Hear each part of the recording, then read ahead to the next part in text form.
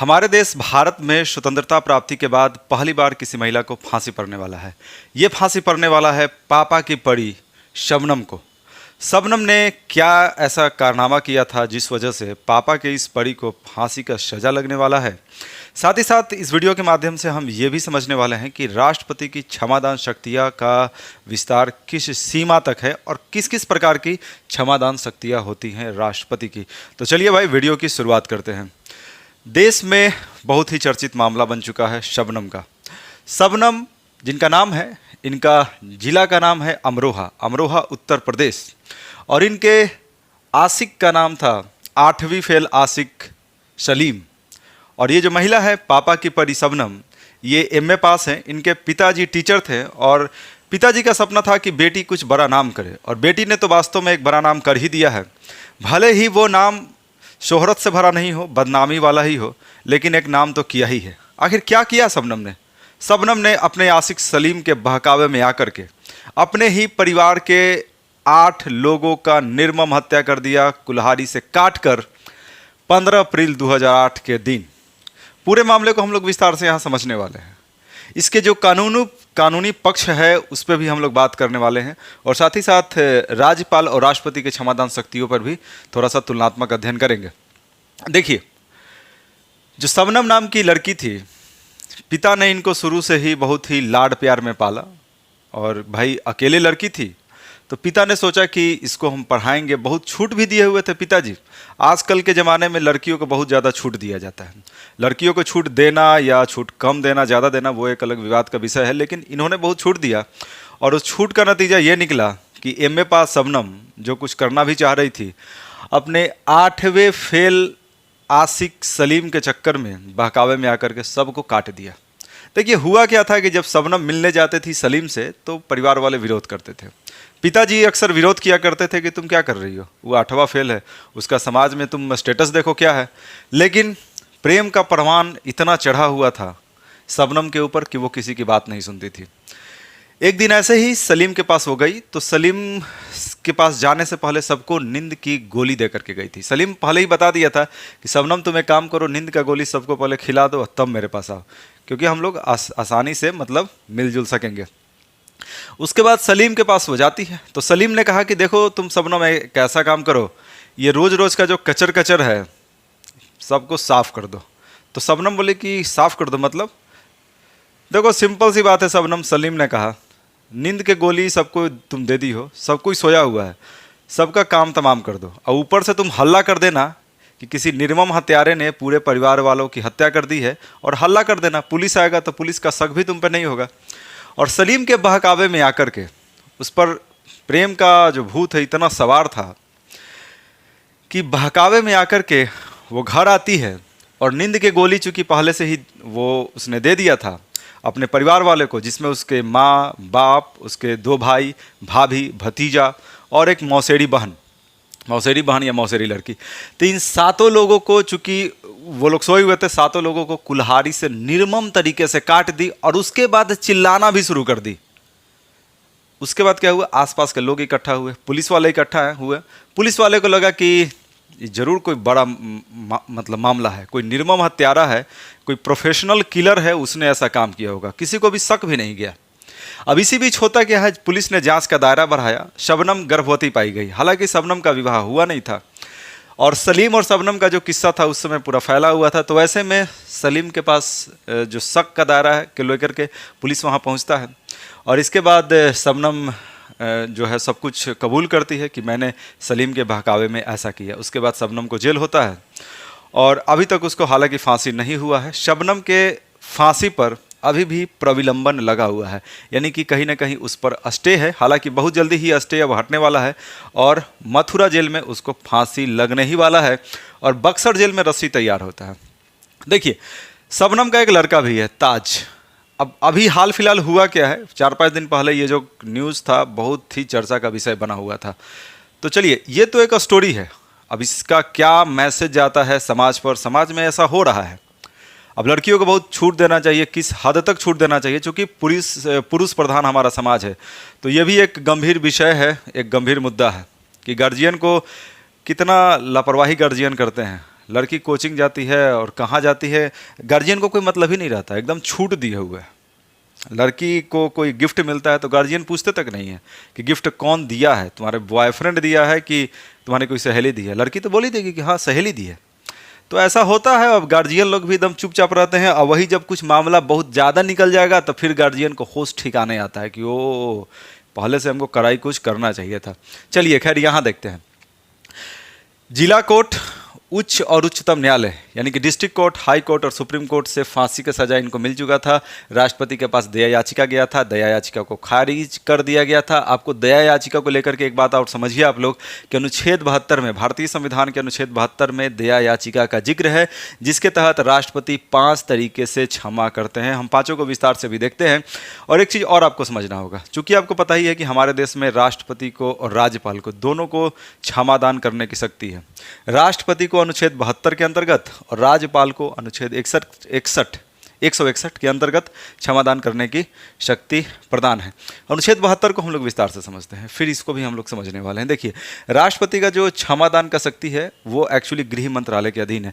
गृह मंत्रालय यानी होम मिनिस्ट्री के सलाह पर ही राष्ट्रपति किसी भी प्रकार का क्षमादान करते हैं।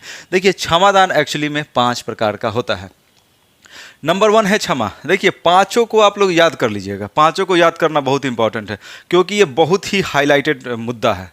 इसलिए इससे जुड़ा हुआ एक एक बारीकी से सवाल पूछ सकता है किसी भी एग्जाम में, चाहे वो ग्रुप डी हो, रेलवे हो, दरोगा हो, सिपाही हो, किसी भी एग्जाम में सवाल पूछने का पूरा यहाँ से चांस बनता है, चाहे वो पीसीएस हो, बीपीएससी हो, यूपीपीसीएस हो या यूपीएससी का एग्जाम हो।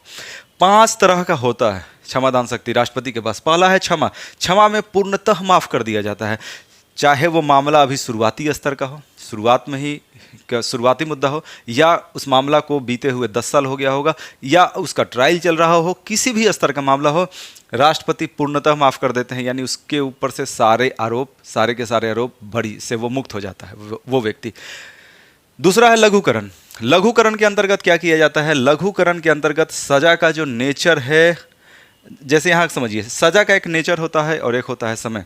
आप लोग अमिताभ बच्चन वाला फिल्म में देखते होंगे कि कोई कैदी जो है वो पत्थर तोड़ता है, यानी कि उसको सजा तो है मिला हुआ लेकिन कठोर सजा, और किसी कैदी को नॉर्मल सजा है।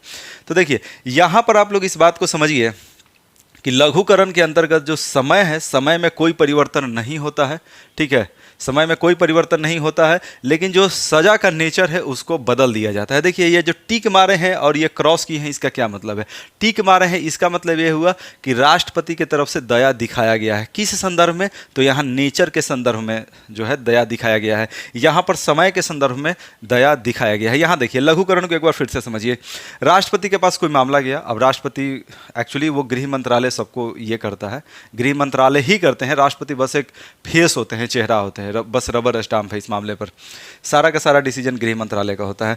तो कोई भी मामला गया तो गृह मंत्रालय उसको जांच करेगा कि अगर, एक तो पहला बात है भाई कि दया देना है या नहीं देना है। अगर दया देना है तो किस आधार पर देना है। अगर दया याचिका खारिज ही हो गया तब तो बात ही अलग है, ठीक है। अब एक चीज़ और आप लोग समझिए, दया याचिका जो है, ऐसा नहीं है कि किसी को फांसी होता है तभी वो मतलब वो व्यक्ति अपने वकील के माध्यम से या किसी और तरीके से दया याचिका के लिए राष्ट्रपति के पास जाते हैं। सिर्फ फांसी ही नहीं, और भी मामलों में जा सकते हैं। हाँ, जनरली फांसी के मामले जाते हैं, इसलिए लोगों को लगता है कि सिर्फ फांसी का मामला ही मतलब दया याचिका के लिए जाता है। खैर, लघुकरण को हम लोग समझ रहे हैं। और एक चीज़ अभी हम और आपको बता रहे हैं कि राष्ट्रपति के पास दया याचिका लेकर के कोई व्यक्ति जाता है तो गृह मंत्रालय सब कुछ हैंडल करता है। एक्चुअली 5 तरह में से किस तरीके का मतलब दया देना है, दया दिखाना है किस तरीके से, वो गृह मंत्रालय तय करता है। चलिए, लघुकरण क्या है? सजा का नेचर को चेंज कर दिया जाता है। अगर कठोर है तो वो सामान्य कर दिया जाता है, वो देखा जाता है कि क्या सिचुएशन है उसको लेकर के। परिहार में क्या है? समय में दया दिखाया जाता है, यानी समय को कम कर दिया जाता है। देखिए ना, 15 वर्ष को 5 वर्ष, एक एग्जाम्पल दे रहे हैं आपको, इस तरीके से इसको परिहार बोलते हैं। नेचर सेम टू सेम रहा, टाइमिंग को घटा दिया गया, इसको परिहार बोलते हैं। चौथा है विराम। देखिए, विराम यानी स्वास्थ्य संबंधी कोई मुद्दा होगा, मान लीजिए कोई हॉस्पिटल में है, कोई गर्भवती महिलाएं हैं वो गई हैं, या फिर किसी को कोरोना हो गया, किसी को कैंसर हो गया, तो उस स्थिति में अस्थायी रूप से एक तरीके से समझा जाए तो वो जमानत दे दिया जाता है, और वो स्वस्थ लाभ लेकर के जब वापस जेल में आते हैं तो फिर से उनकी सज़ा, नॉर्मल सज़ा शुरू हो जाती है। तो इसको बोलते हैं विराम। जो 5वां है प्रविलंबन है। प्रविलंबन का मतलब हो गया अस्थायी रोक, यानी कि स्टे। अब देखिए, प्रविलंबन जो है अभी भी शबनम पर कहीं ना कहीं प्रविलंबन लगा हुआ है। देखिए इसका मतलब ये नहीं है कि हम फांसी के सज़ा, ये जनरली सामान्यतः प्रविलंबन फांसी के सज़ा पर ही होता है। देखिए प्रविलंबन के अंतर्गत यहाँ पर जो होता है अस्थायी रोक है, यानी कि स्टे लगा दिया जाता है। ऐसा नहीं है कि मतलब फांसी नहीं होगा, हाँ कुछ दिनों के लिए टाल दिया जाता है। शबनम के मुद्दे पर भी ऐसा है। ये आप खुद समझिए, शबनम का कोई फांसी का डेट अभी तक तो आया नहीं है। हालांकि मथुरा जेल प्रशासन का कहना क्या है, जरा ये समझिए। मथुरा जेल प्रशासन का कहना यह है कि अभी तक डेथ वारंट नहीं आया है। जब डेथ वारंट मथुरा जेल प्रशासन के पास पहुंच जाएगा, फांसी दे दिया जाएगा पवन जल्लाद के द्वारा। पवन जल्लाद वही हैं जिन्होंने निर्भया मामले में भी फांसी दिया था गुनहगारों को, तो पवन जल्लाद हैं ये। और जेल का बक्सर जेल में फांसी का फंदा बनता है। तो चलिए प्रविलंबन भी आप लोग समझ गए होंगे। थोड़ा सा दोस्तों हम समझते हैं अनुच्छेद 72 और अनुच्छेद 61 को। देखिए अनुच्छेद 72 के अंतर्गत राष्ट्रपति को क्षमा करने की शक्ति है और अनुच्छेद 61 के अंतर्गत राज्यपाल को क्षमा करने की शक्ति है। राष्ट्रपति के बारे में आपको पता है, ये किसी भी राज्य के ये विधायी प्रधान होते हैं, कार्यपालिका प्रधान होते हैं। हालांकि ये एक रबर स्टाम्प ही होते हैं और ये भी एक विधायी प्रधान होते हैं किसी राज्य के, और ये किसी देश के, ठीक है। चलिए, और राज्य को एज ए पॉलिटी के भाषा में हम लोग देश के रूप में समझते हैं। खैर जो भी हो, ये देश के विधायी प्रधान और ये राज्य के विधायी प्रधान। देखिए अनुच्छेद 72 में क्या है, किसी भी तरह का जो सज़ा है उससे राष्ट्रपति माफ़ी दे सकते हैं या उसकी सज़ा का नेचर घटा सकते हैं वगैरह वगैरह। 5 में से कुछ भी कर सकते हैं, यानी दया दिखा सकते हैं किसी भी संदर्भ में, यानी किसी भी तरह के सज़ा को वो माफ़ कर सकते हैं, चाहे वो फांसी का सज़ा हो या इवन सैन्य न्यायालय कोर्ट मार्शल द्वारा दिया गया सज़ा जो है उसको भी राष्ट्रपति माफ़ कर सकते हैं। चूंकि तीनों सेनाओं का जो प्रधान है वो राष्ट्रपति ही तो होते हैं, इसलिए सैन्य न्यायालय का जो मामला है वहाँ भी अगर किसी को सज़ा दिया जाता है तो वो भी माफ़ कर दिया जाता है। जबकि अमेरिका में राष्ट्रपति यानी जो बिडेन को इतना पावर नहीं है कि सैनिक न्यायालय द्वारा दिए गए फैसलों के संदर्भ में वो फांसी वो मतलब उस मामले पर वो रोक नहीं लगा सकते हैं। सैन्य न्यायालय किसी को फांसी का सज़ा दिया हो या किसी भी तरह का सज़ा दिया हो, राष्ट्रपति हमारे देश में उस पर रोक लगा सकते हैं, लेकिन अमेरिका में ऐसा नहीं है। यानी इस संदर्भ में, यानी राष्ट्रपति का जो क्षमादान की शक्ति है, दया याचिका को के संदर्भ में क्षमादान की शक्ति है, इस संदर्भ में भारतीय राष्ट्रपति की जो शक्ति है अमेरिकी राष्ट्रपति से कहीं ना कहीं ज़्यादा है। चलिए अनुच्छेद 161 को देखते हैं।